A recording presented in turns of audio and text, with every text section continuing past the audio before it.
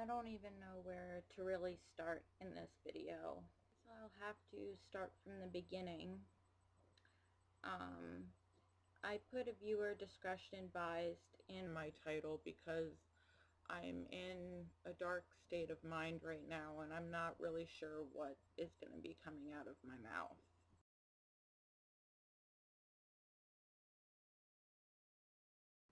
That picture that you just saw was a picture of me when I was 11, or yeah, I think I was 11 years old. And that's when my depression and my panic attacks started getting really bad. Picture of me in middle school at the middle school lock-in that we had, which is basically a sleepover for all the kids in that grade. And my anxiety was so bad that I didn't sleep the entire night. I think that I was the only one that was actually awake the whole night. I never did well with sleepovers, even at family members' houses. I can never really sleep anywhere that's not my house, and that's the way it's been for a very long time. I don't have any real friends in public school, which was really difficult and really hard for me. As you can tell by the picture, I really was like this big. I was tiny, teeny, and I never was an attractive child to the other kids in my school, and they picked on me a lot, and that was a reason I had to go to private school. Not the only reason, but it was a reason. I was picked on for being so skinny, and now I am fucking fat as a cow. I don't need anybody coming up to me and telling me that, oh, you're big boned, oh, you're curvaceous.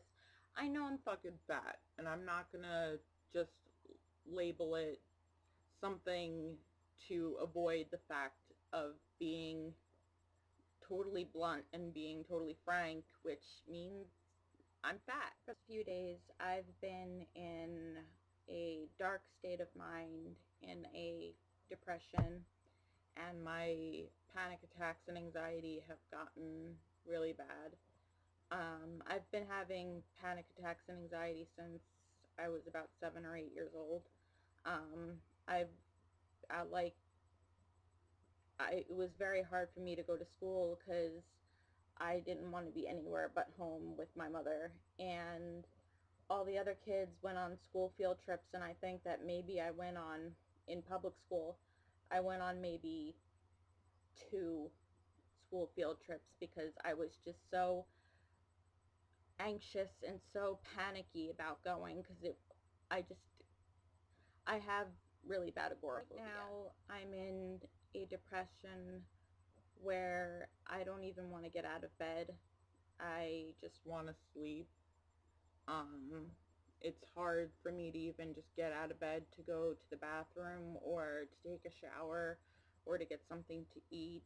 It's one of those places, and I don't know if any of you have really been in that kind of situation, but if you have, you know how much it really sucks and how hard it is. And when you get to that state of mind, it's like nothing and no one can make you happy. And it's not meaning offense towards anybody, like my boyfriend, my best friends, my family. It's nothing to do with me. It's not that I don't like them. It's just I'm lonely, but be alone. I want a writer and a poet, so of course I own a diary or a journal, whatever you want to call it. And of course on the first page is my husband, Edgar Allan Poe, since he's my inspiration to start writing. I've got a few things in here that I write when I'm in a depression or a panic attack. This is from when I had my surgery. It's my bookmark. I have pictures and cards and stuff that I've taped in there or glued in there. I just, like, I don't want to be emo, but this is what I write when I just wrote this today, and this is basically what I do when I'm in a depression. I write, or I just scribble down random mean things and depressing and emo shit. I don't mean for it to be emo. I don't know what else to do. I really started losing my faith about 5 years ago when an incident happened, and I tried getting it back, and I still am trying to get my faith back into certain things, but certain events have happened where it's making me question. And I was always brought up to question faith and to question everything, because if you don't question it, you don't get any answers. But I've always been a very spiritual person, and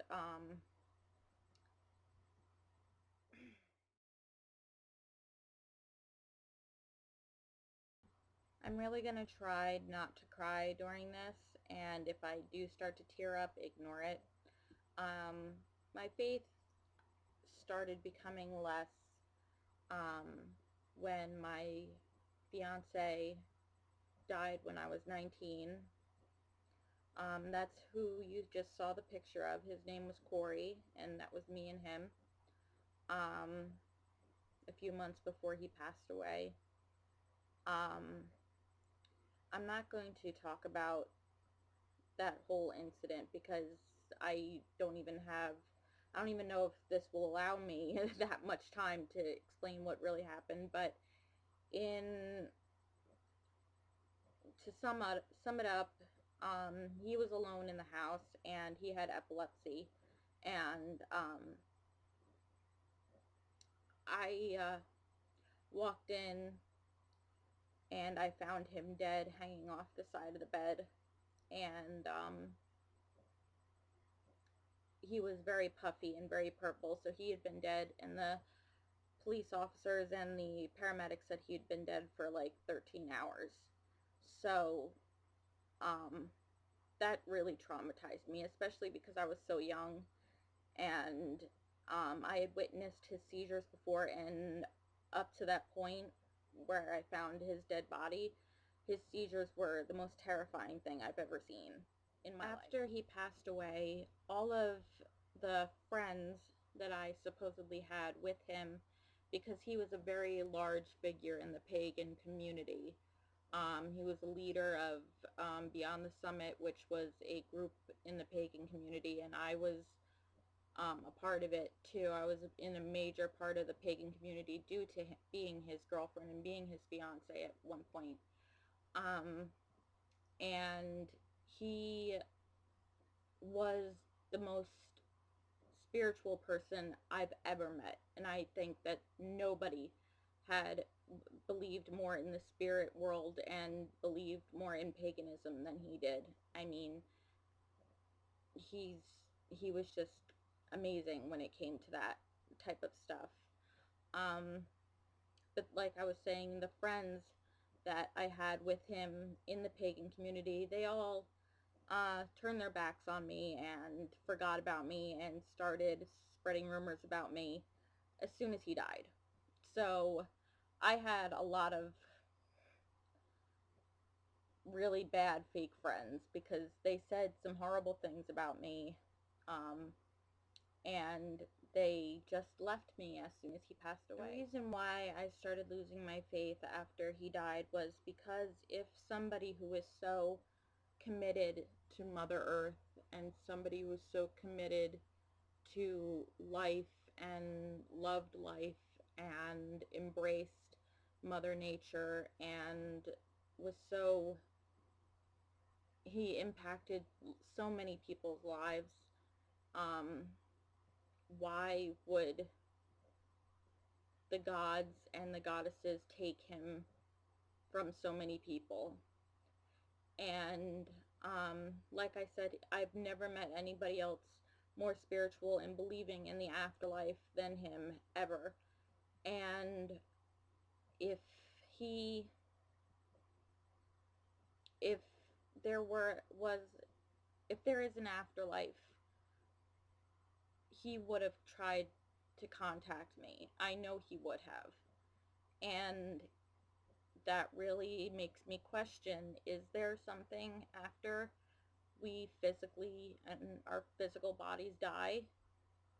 Because I used to believe so, and some of me still believe so, but I believe that if there was, he would have given me some sort of sign, because he even said, and I think he knew he was going to die at a young age, because he talked about his death a lot.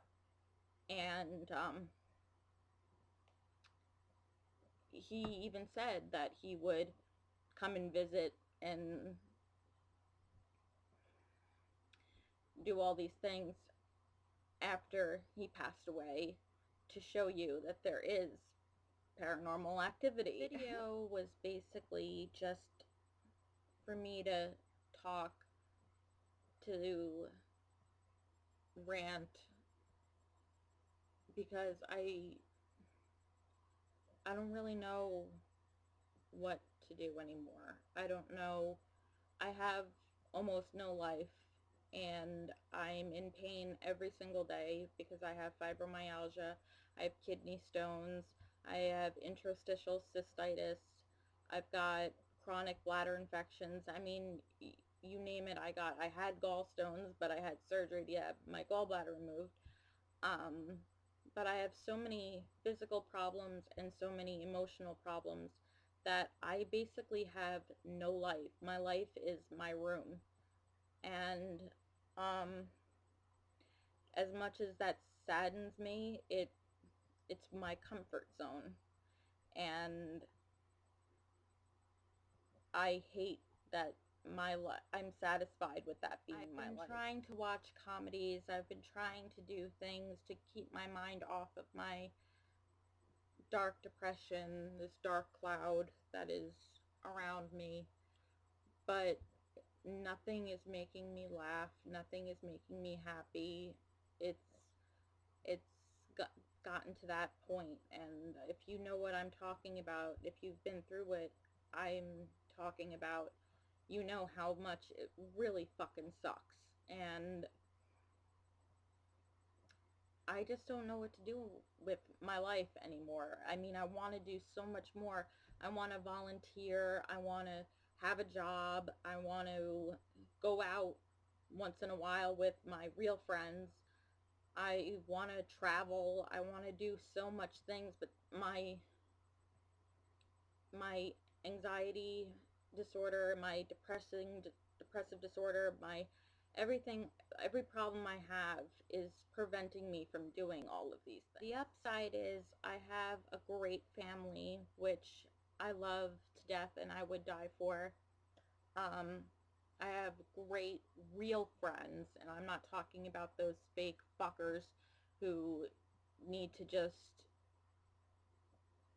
get karma. You know, karma's a bitch, and I hope it will reach you sometime soon. And I do have a wonderful boyfriend who does try to make me laugh and does try his hardest, and he's so patient and so wonderful when it comes to my problems. He understands so well, and I do want to thank him. And honey, if you're watching this, I love you so much, and I don't know where I'd be in my state of mind, or where I'd be anywhere if I didn't have you guys in my life. So I do want to thank you. I want to thank my boyfriend Michael. I want to thank my best friend, my bestie freak, Josh. I want to thank Lori. I want to thank Shannon. I want to thank Amanda, Emily, all, and Harrison, who was Corey's friend, who was the only friend of Corey's who still does talk to me on a daily basis. And all of you, Brian, just all of the people who have really stood by me and kept me going, because I really, really do appreciate it. For this video. I know this was probably a whole, like, huge waste of your time for watching, if you are watching.